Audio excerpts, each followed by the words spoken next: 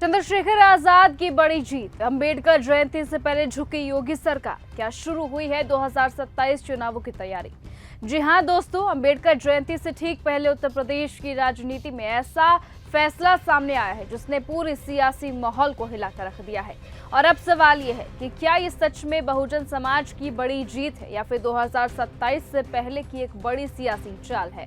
नमस्कार, आप देख रहे हैं न्यूज गंगा और मैं हूं आपके साथ निशा भारद्वाज। उत्तर प्रदेश सरकार ने हाल ही में एक बड़ा ऐलान किया है। डॉक्टर भीमराव अंबेडकर मूर्ति विकास योजना के तहत प्रदेश की सभी 403 विधानसभा सीटों पर बाबा साहेब की प्रतिमाएं स्थापित की जाएंगी। इसके लिए करीबन 43 करोड़ रुपए का बजट भी पास किया गया है।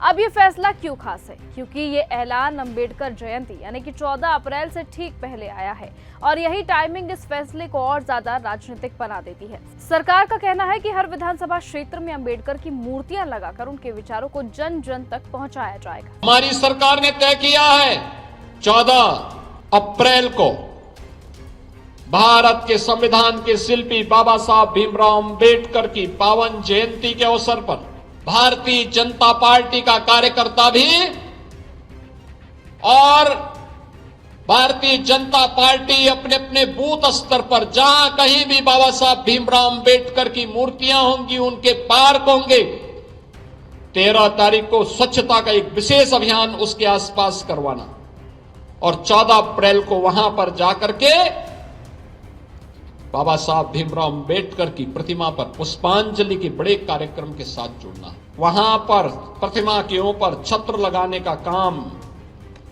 उनकी मूर्ति जहां स्थापित होगी वहां पर जो पार्क होगा उस पार्क की बाउंड्री वॉल का निर्माण और उसके सुंदरीकरण का काम सरकार अपने पास ले रही है और उस कार्यक्रम का भी हम शुभारंभ करेंगे।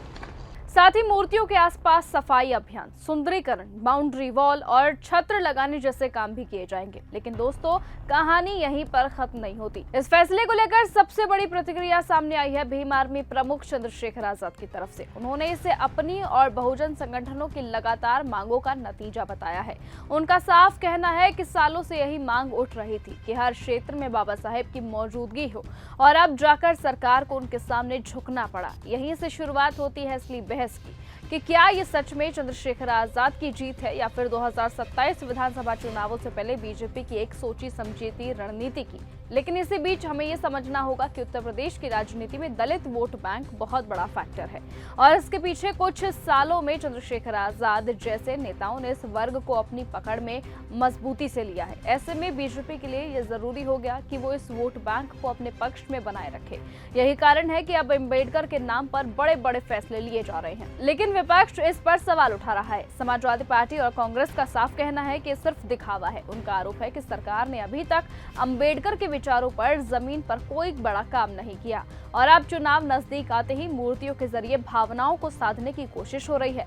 तो वहीं बसपा भी इसे नया नहीं मानती है। उनका कहना है कि काशीराम और मायावती के समय में पहले ही गांव-गांव में अंबेडकर की मूर्तियां लग चुकी थी, तो ये सिर्फ उसी नीति की कॉपी है। अब सबसे बड़ा सवाल यह है कि क्या ये सिर्फ मूर्तियां लगाने से बहुजन समाज को असली फायदा मिलेगा? दोस्तों, सच्चाई ये है कि असली जीत तभी होती है जब दलित और पिछड़े वर्ग को शिक्षा, रोजगार, स्वास्थ्य और बराबरी के अधिकार मिले, जब उनके खिलाफ होने वाले अपराधों में कमी आए। मूर्तियां प्रतीक जरूर है, लेकिन बदलाव का असली पैमाना नहीं।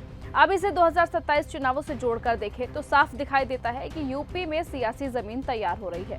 बीजेपी अपने हिंदुत्व के साथ साथ अब दलित वोट बैंक को भी मजबूत करना चाहती है। वहीं चंद्रशेखर आजाद जैसे नेता इस मौके को अपनी राजनीतिक ताकत बनाने के रूप दे रहे हैं। यानी कि आने वाले चुनावों में असली मुकाबला सिर्फ पार्टियों का नहीं बल्कि अंबेडकर की विरासत पर दावा करने का भी होगा। तो दोस्तों, ये फैसला दो तरह से देखा जा सकता है। एक तरफ ये बहुजन समाज की आवाज की जीत लगती है, तो वहीं दूसरी तरफ ये 2027 चुनावों से पहले की एक मास्टर स्ट्रोक भी हो सकती है। आपकी क्या कुछ राय है?